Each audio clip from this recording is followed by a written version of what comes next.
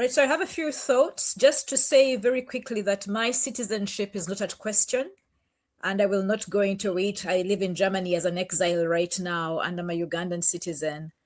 And in terms of the issues for me, because I've been following the conversation, I think one is right. I mean, Egesa has rightly talked about integrity, but I think that there's the question of the law.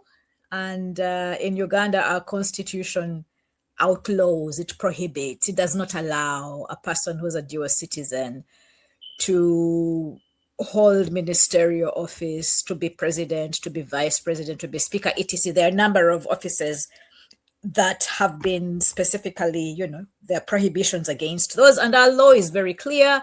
One of the things I was sort of struck by when Dr. Himbara was speaking is how he compares the law in Uganda to the law in Rwanda. And I think for a minute, I was dumbstruck that there's a person who actually appreciates some value to our systems, even when we Ugandans who have been crucified by them really criticize and condemn them. So it's sort of a slap to realize we are not as dire as Rwanda is, even though it's bad in Uganda.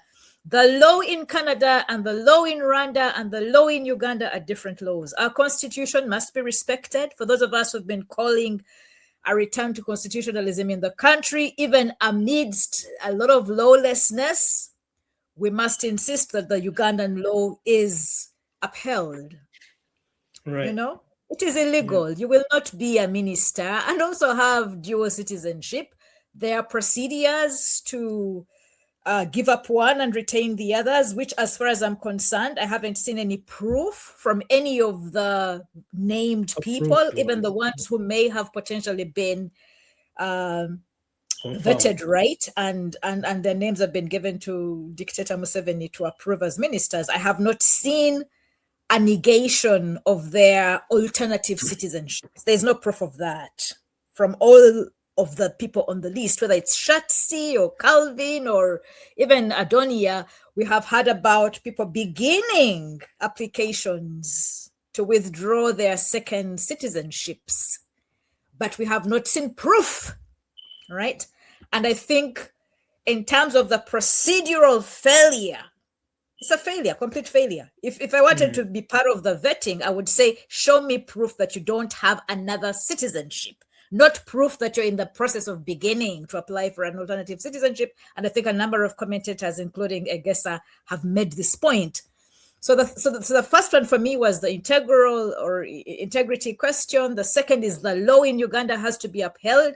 What does our law say? I had hoped that Isaac Semakade would be here to elaborately talk about the law.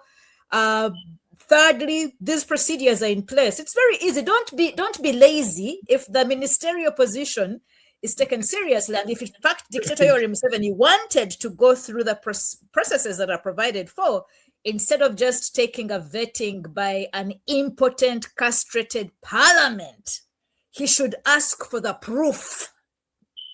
Show me that they gave up these alternative citizenships and they are Ugandan, and then that would qualify them to perhaps still be considered for the ministerial positions, all of them, including Kutesa's daughter, because Kutesa is a family friend to the Museveni, maybe relative to the Musevenis, right? So Kutesa's daughter, who is Museveni's niece, must also prove.